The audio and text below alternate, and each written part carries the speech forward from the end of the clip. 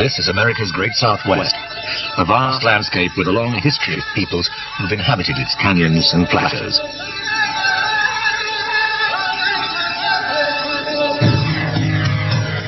Thousands of years ago, a civilization flourished here and left ruins that are as grand and mysterious as anything that exists in North America. Great settlements, imposing cliff dwellings, and ceremonial chambers called kivos. All are attributed to the ancient Anasazi. There are people today who believe Anasazi's spirits still inhabit these great badlands. And a century ago, a gruesome discovery was made in Chaco Canyon, New Mexico.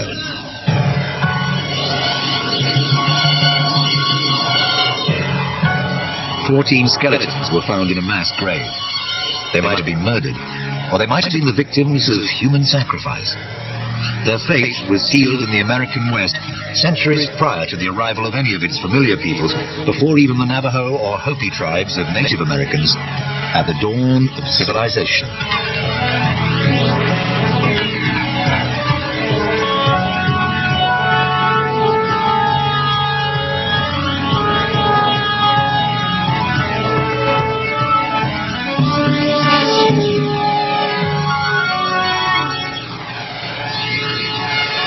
Today, many of us live in cities that we take for granted.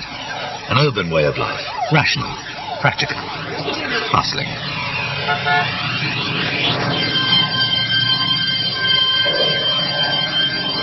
It's not easy for us to grasp a very different view of the world, in which there are spiritual cities inhabited by ancestors, recalled in the traditions of storytelling among Native Americans, which fuse myth and reality. The stories may be of imaginary scenes, or they might lead us to forgotten places that did once exist.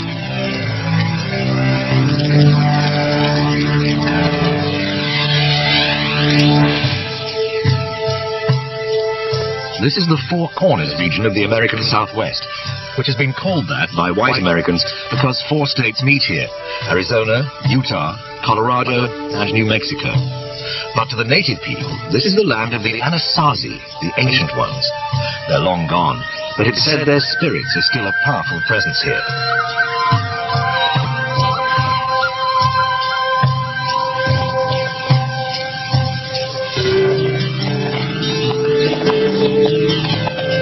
In the autumn of 1897, a rancher named Richard Wetherill was lured deep into this remote and barren land by a story about the Anasazi.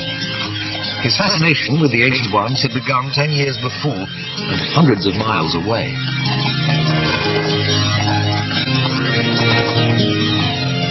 Looking for cattle which had strayed from a grazing herd, he'd made a staggering find. The ancient cliff dwellings at Monte Verde in Colorado.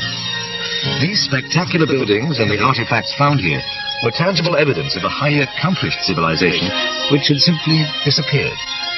Later, Wetherill found similar sites in Utah and Arizona, but all these places were, so the legend said, dwarfed by something far more spectacular.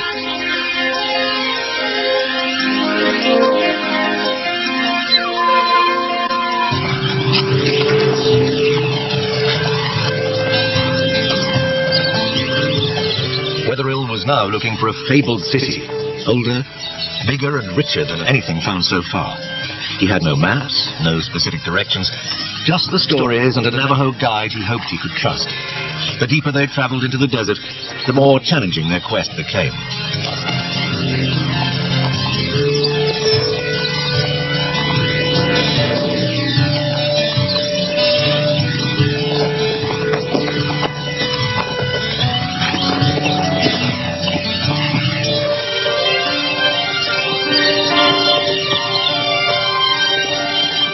It seemed quite impossible that these parched badlands could sustain a great city, but Wetherill persevered. On an autumn afternoon in October 1897, he and his guide discovered a deep canyon, and there was the lost city of the legends. It was a fantastic find.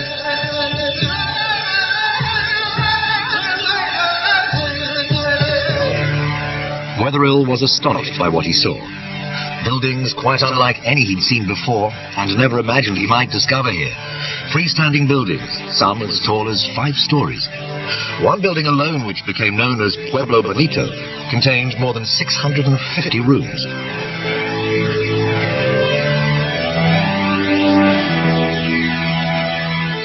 "200 yards wide, but 15 miles long, Chaco Canyon is the site of a dozen massive complexes. They include over 300 enormous, perfectly round pits, the purpose of which could only be guessed at.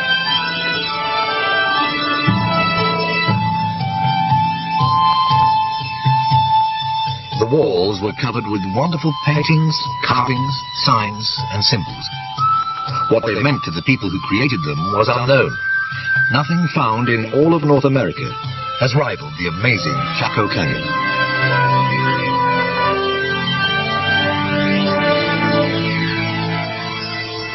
Wetherill and the archaeologists who followed him were astounded and entranced by the pottery they found, the weapons, tools, jewelry, artifacts of every kind. They're abundant, and each is a work of art. The Chacoan people clearly created one of the great cultures of the ancient Americas. They had a diverse society, many specializations such as pottery and basket weaving, ritual specialists. We already know enough about these people to know that one of the special things about the Chacoan phenomenon is that they created a brilliant civilization of art and all the things that go with it.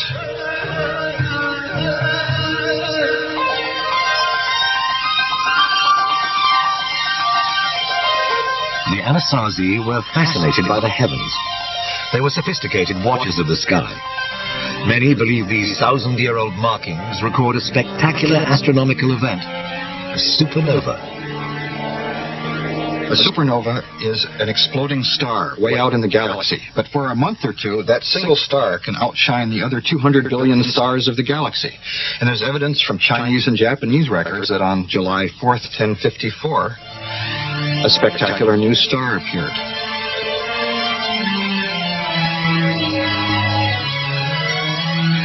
The crescent moon indicates the supernova's position in the sky.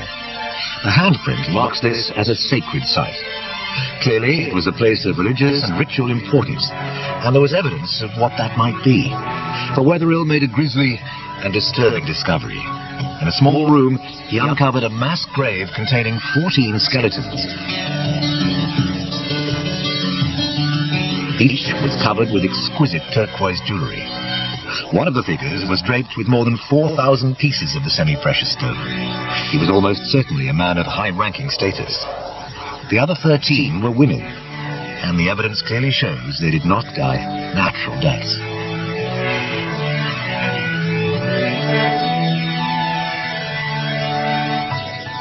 Wetherill's wife, Marietta, who visited the site, speculated about these deaths and their meaning. The skeletons of 13 women were lying against the wall, clear around the room, and every one had a hole in their skulls.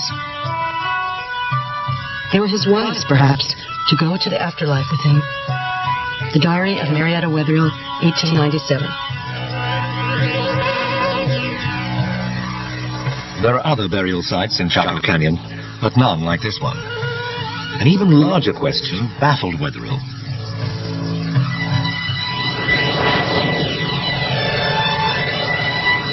20 million years ago, Chaco Canyon lay beneath the great inland sea.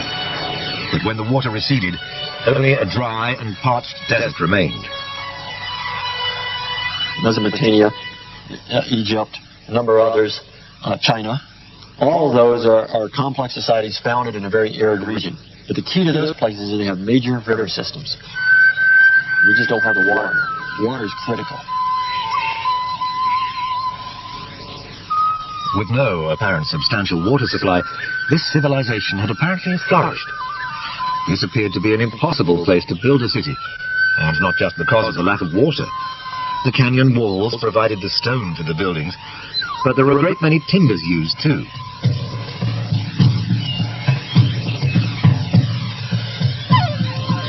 Archaeologists estimate the construction required wood from 250,000 trees, yet today the landscape is totally barren. Samples taken from the beams indicate that the trees were not local. Many came from as far as 50 miles away.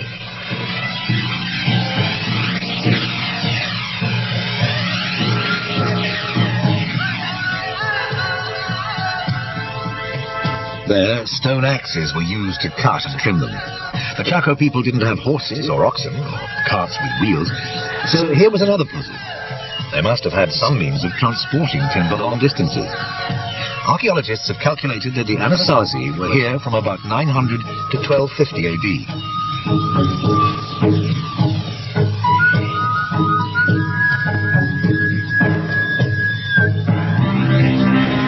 At the same time, other monuments were being built around the world. Spiraling Moslem minarets were being erected in Asia.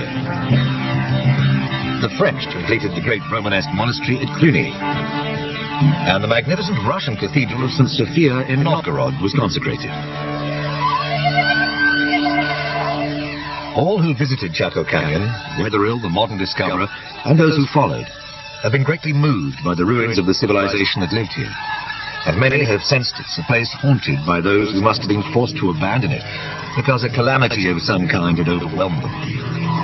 A clue to what that disaster was is to be found in a secret ceremony of the Native Americans, which they've only once revealed to a photographer.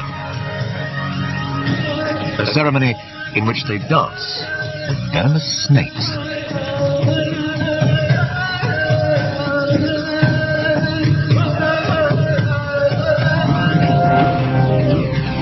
Have magical powers. In 1925, a photographer was allowed into a Hopi Indian settlement in northern Arizona. It was a rare opportunity to capture something never filmed before or since, a ritual perhaps little changed in thousands of years. The dancers carried venomous snakes which could easily twist and strike with deadly effect. Dancing with the snakes in their mouths affirms, say the Hopi, their oneness with nature and the earth.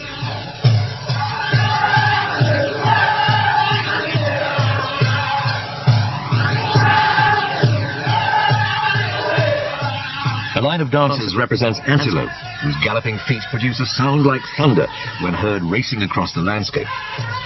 But the clouds must be induced to release their rain.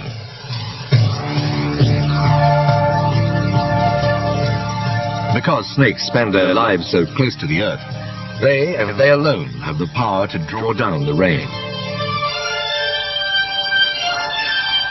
Rain is the key that unlocks one of Chaco's greatest mysteries.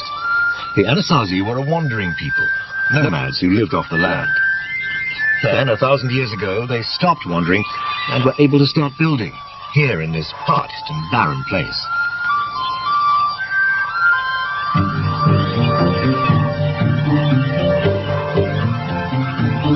The puzzle of how they achieved this was solved by a new scientific technique, dendrochronology, the study of the tree rings in the timber used to construct the buildings of Chaco. They provided a startling revelation. About 1,000 years ago, the weather changed. An era of record rains began.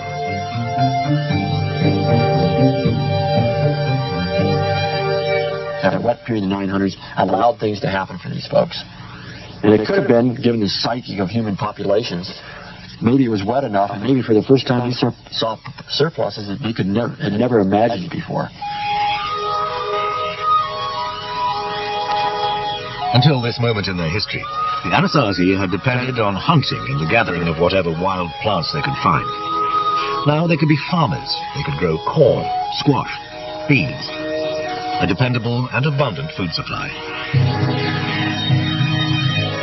The ancient people of Chaco Canyon began to build an irrigation system to capture and control a water supply. Their tools were primitive, but they built monumentally. That they were able to do so with brute force is astonishing, and there's a belief that they were aided by superhuman powers.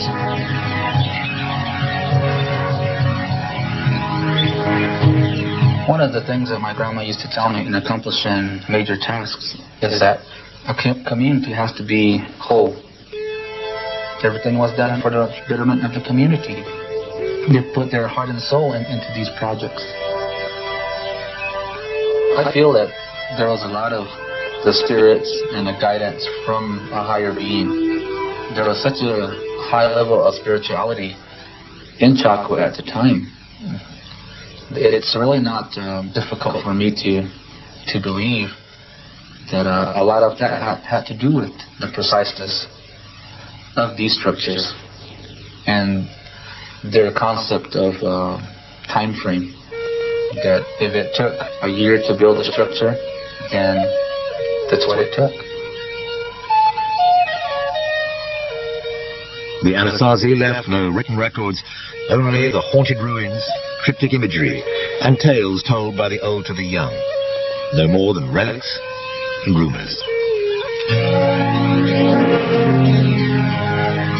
It was an old legend about a magnificent city that had brought Weatherill here in the first place. And it was another that led archaeologists to an astounding discovery.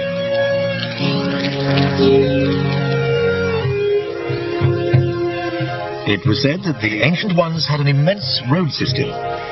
Archaeologists found nothing more than short, narrow paths. It looked like a story exaggerated in the telling. Then, scientists began to use sophisticated new techniques of aerial observation to see beneath the surface of the landscape. A vast network of roads long obscured by sand and silt suddenly appeared.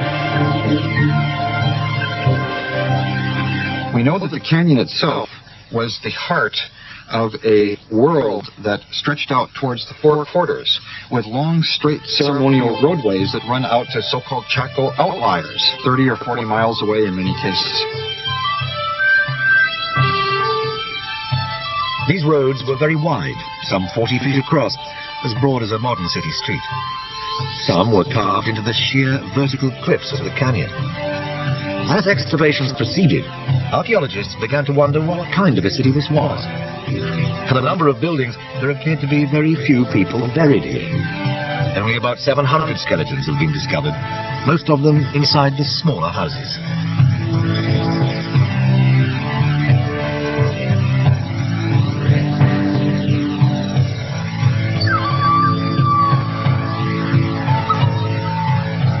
And the archaeologists were surprised that there weren't very many burials in comparison with excavating small house sites that are basically domestic habitations.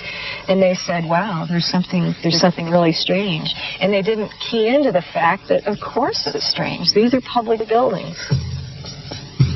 If we were to excavate a library or a post office or a courthouse in our society, we wouldn't find very many human remains.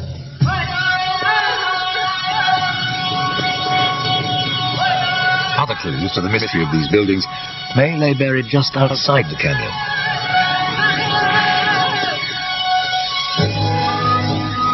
Covering just 2 acres, Pueblo Alto is smaller than Pueblo Bonito, but it's yielded new insight into the real purpose of the so-called great houses. As so often happens at archaeological sites, the rubbish heap proved to be a valuable record. Covering close to 1/4 of an acre, it represents 100 years' worth of refuse. More than 200,000 pieces of pottery have been found in the mound. Smaller shards indicate that there may have once been as many as 1 million pottery pieces. The vast number of pots far exceeds the needs of the estimated population. A clue to why this might be was suggested by the fact that the layers of rubbish vary in depth at different eras.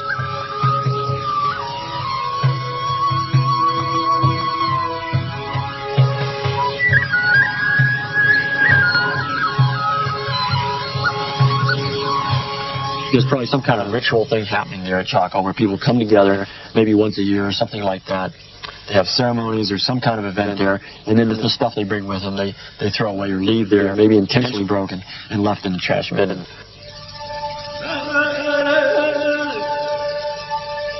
We may never know what really took place here, but many scholars believe that it was a spiritual center, where worship and ritual were the dominant activities.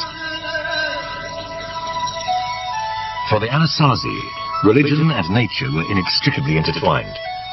The earth and the sky were held in reverence. The sun itself is important. We call it Father. We call the moon Father as well. We call Earth Mother. And they're like the parents of the people that occupy Chaco Canyon. When people move around a lot, as these people originally did, and are nomads, they look at the nighttime sky. It's the one consistent element of their world as they move. But when people settle down, as these people did, now you can watch the daytime sky and you understand very quickly that cycle of the sun, which creates for you a yearly arena in which to play out your life. So that you can predict when to plant, you can predict when the light is going to almost leave the world and when it's going to return, so that you know everything is unfolding as it's supposed to.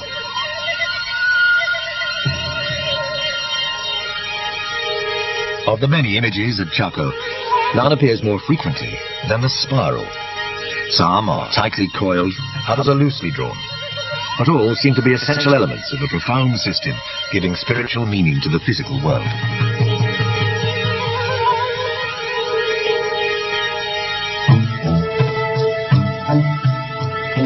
The spiral, etched into the magnificent Fajara butte, is part of an ingenious mechanism for tracking the movement of the sun.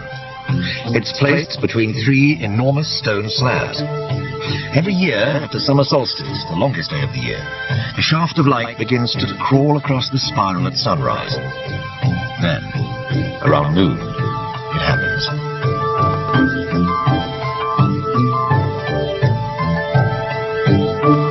A streak, known as the sun dagger, slices directly through the middle of the spiral. A central event of Anasazi life, the full ascendancy of their father sun, has been marked. The calendar is secure. The cycle of life will prevail. Mother Earth will continue to produce. These were common beliefs among pagan sun worshippers of the past, but each culture had its own ceremonies and rituals, and ways of appeasing the wrath of their gods.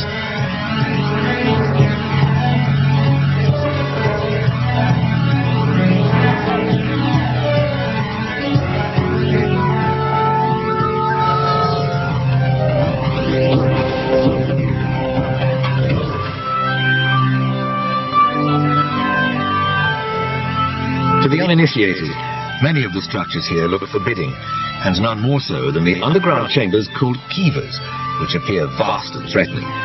But for those who worship here, it was a place to communicate with the sky.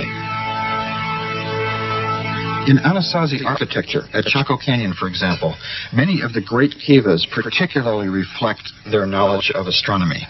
And we think the circular shape reflects the view of the heavens as almost the bowl of the night sky. We also think that certain windows existed to let the sunlight in the mornings and in the evenings and shine on the wall and produce a kind of a dance or pattern that they can interpret and monitor the annual cycle. Of all the kivas, the one called Casa Rinconada is the largest and most elaborate. It's also the most intact. The roofs and upper structures of most kivas have long since collapsed. At Casa Rinconada, it's still possible to experience the dance of the sun once a year.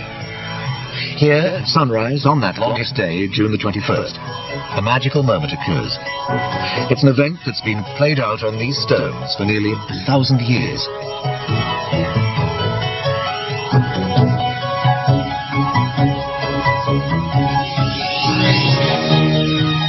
Light pierces the kiva through a small window at the top, casting a golden rectangle on the wall opposite.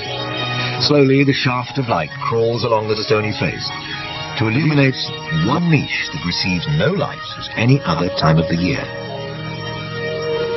You can imagine the darkened interior of this enclosed underground kiva, like a great silo, and the priests and other people waiting in the darkness for the dawn and the light of the midsummer sun shining through the window and illuminating a niche that probably contains some image. I think we'll never know what it was.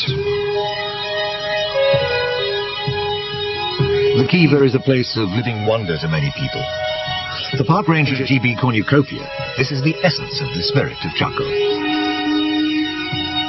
You feel like you're hearing the echoes of something that's real important and that connects you in to an event that you have felt insulated from previous to that. That you feel like it's something that you know about conceptually, but suddenly now your whole body and everything is a part of it, and you see it, you feel it, you hear it, and it's a wonderful experience.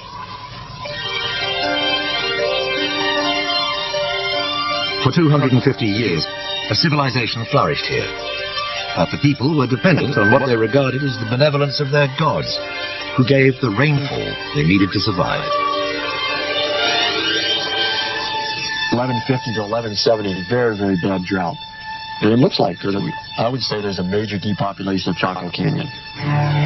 Each one of those successively seems to be one of the worst they've seen, for hundreds and hundreds of years. The great era of rain which had made possible the building of Chaco gradually abated and then gave way to a relentless drought. For the people who lived here, the disappearance of the rain had a religious message. If you anger the gods or the spirits that hold the rain, then they would just withdraw that privilege. We're told that if we go into a ceremony, if we go into an activity without our whole mind, body, and soul, then our prayers might not be answered.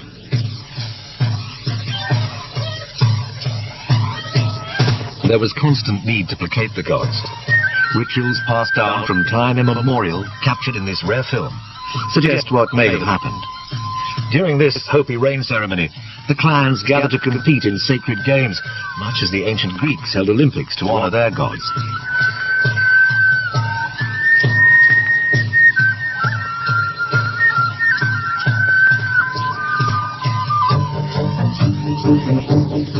Members of the snake and antelope clans raced barefoot across the deserts and up the mesa. When they'd finished the grueling race, the winner was rewarded for his struggle with a jar of water. It began as a holy rite, but as the years passed, the people of Chaco perhaps developed too great a pride in winning. If so, they might have lost regard for their spirit world.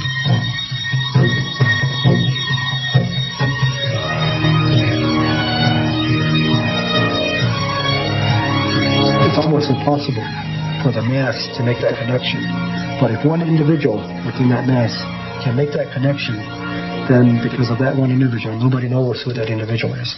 But if one individual can make that true connection, then the spirits that reward such efforts will reward the Pueblo with rain. It's possible that conflict arose because a ruler or priest criticized the people, and he might be the one whose grave was found along with 13 murdered women. They might have been sacrificed to appease the gods, or they might have died violently when the social order collapsed as the drought continued. They might have been murdered.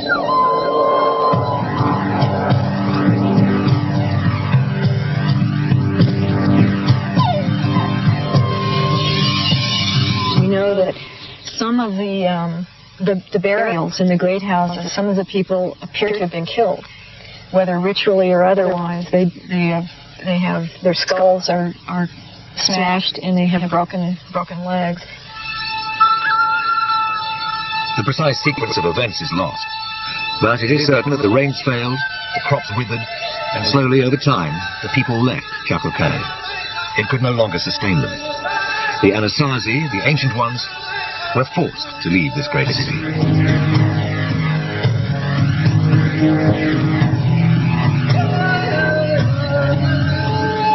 But this was not the end of their story. To many Native Americans who lived near Chaco Canyon, these images, called anthropomorphs, record the origins of the ancient ones, the Anasazi. But what do they actually symbolize? I've had Pueblo peoples tell me that when they see the anthropomorphs, for instance, they'll occasionally say, well, that's when we had tails.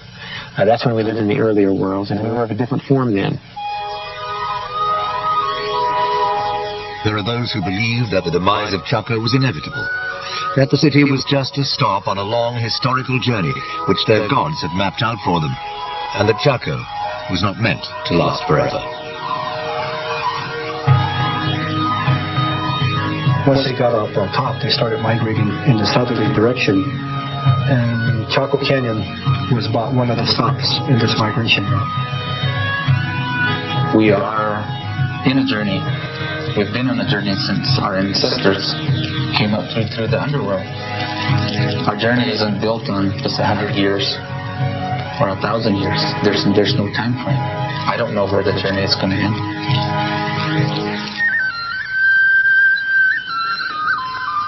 The Chaco people did not vanish. It's now generally agreed that the Hopi, the Zia, the Zuni, and the other Pueblo people are their direct descendants.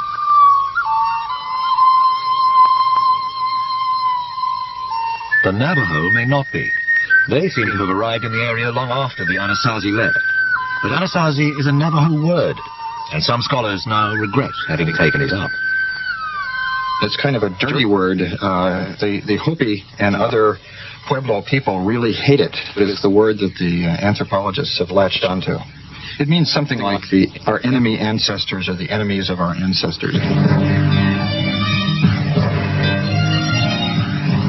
400 years after the original inhabitants left Chaco, and well after the arrival of new tribes like the Navajo, an unfamiliar race of people arrived.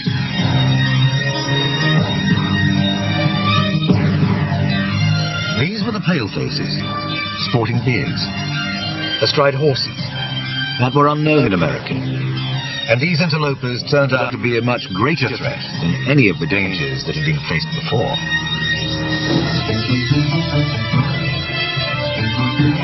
The first Europeans appeared in 1540, drawn to the area by a legend of 7 fabulous cities filled with gold. It might have been Chaco Canyon they'd heard of, in which case its fame was responsible in part for the downfall of the tribes. Along with their desire to plunder the riches of a new world was a mission to convert all pagans to Christianity by persuasion, or if necessary, by force.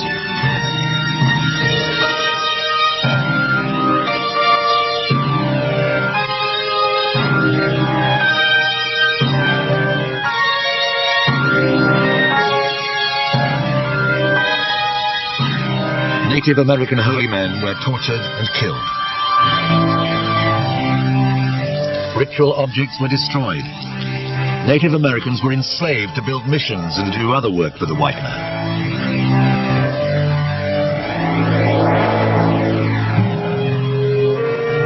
Most damaging of all were the diseases the Europeans brought with them, to which the Native Americans had no immunity. Epidemics of viral illnesses such as smallpox devastated the defenseless peoples, and a series of plagues almost wiped them out. There were uprisings against the Europeans, but they all failed. The great migration of the Anasazi from north to south was stopped.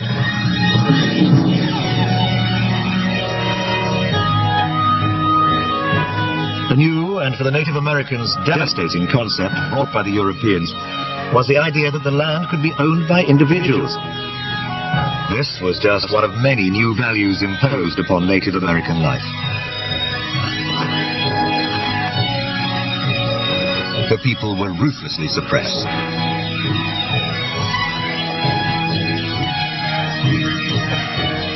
Their own language was outlawed, and they were forced to cut their hair short. It seemed as though the old ways would be lost. Ties would be broken with the ancient ones. But there was Native American resistance, which took the form of rituals acted out in secret, and the telling of their own legends.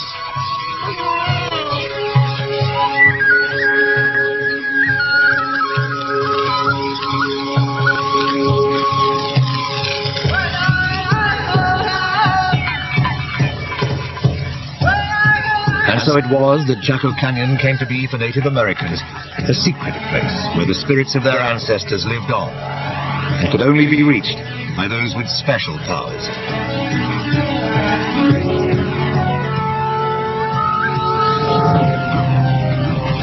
The face of European life has long been governed by the mechanics of the clock, and a more venerable way of timekeeping by the sun and the stars has been forgotten in the modern world.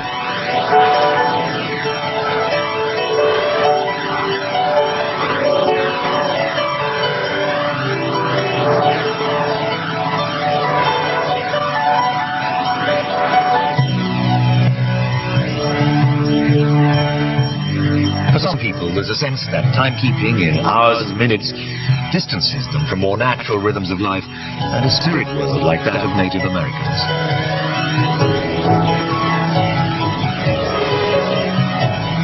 If you're going to go hunting, you have hunting spirits. If you're dancing for rain, you have spirits that assist you in making those things happen. If you're going to compose a song, it's not something that you as an individual were able to compose. It's the spirits giving you the ideas to be able to compose the song. Though the industrial world generates wealth, It also appears cruelly wasteful to those who live in the belief that the natural world has a spiritual dimension.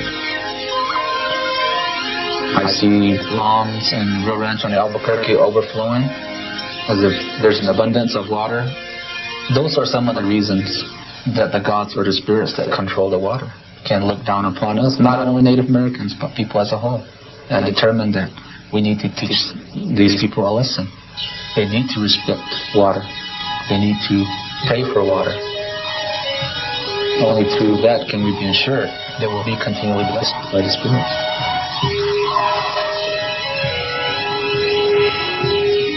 For those who value above all the spiritual dimension, Chaco Canyon has become a special place. Maybe the person feels that they're lost in this world. If they go to Chaco with the understanding and the hopes that they can find their identity or find their direction, if they go in body, spirit, mind, and soul, they'll be able to probably get that guidance without anybody having to speak to that person.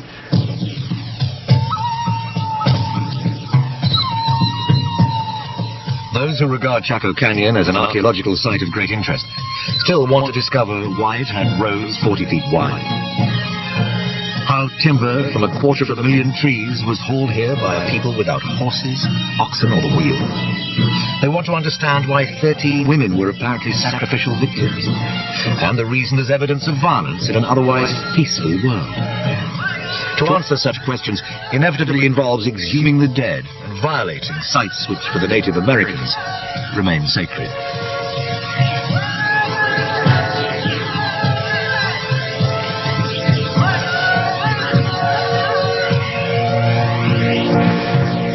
When we go to those locations, we ask permission to be there on site. We ask for forgiveness of those people that have gone before us and have excavated the site. Then we ask the spirits to continue to be the givers of good and to be the givers of life.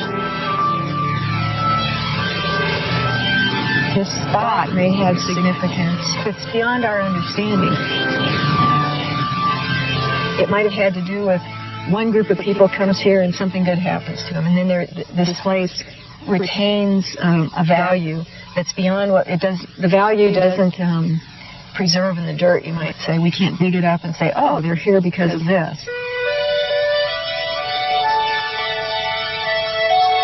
The conflict between those who consider Chaco Canyon to be a fascinating archaeological site holding clues to a lost culture and those who regard it as sacred has been joined. I feel that it's disrespectful to just allow anybody to enter Casa Rinconada at any time, and only in the right frame of mind are people supposed to enter. Entering a kiva is significant to journeying back to the underworld where we originated, and that in itself is an activity that we don't hold lightly.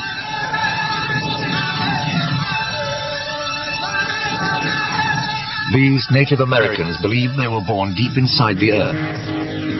In time, they came to the surface, took human form, and began a long migration southwards. Chaco Canyon and its civilization were only a stop on a much longer journey, which was halted by the arrival of Europeans. But it will be only a temporary delay.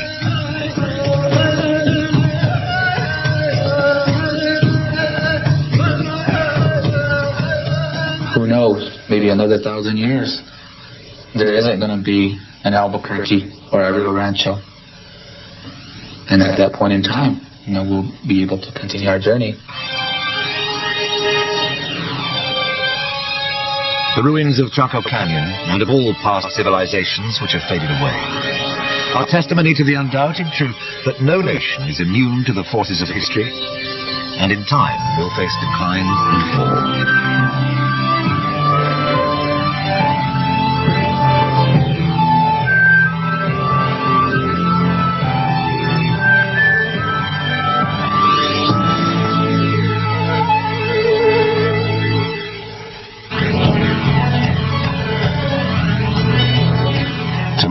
Ancient Mysteries investigates the building of Hadrian's Wall, while next on the History Channel, a portrait of US diplomat and Nobel Peace Prize winner Henry Kissinger.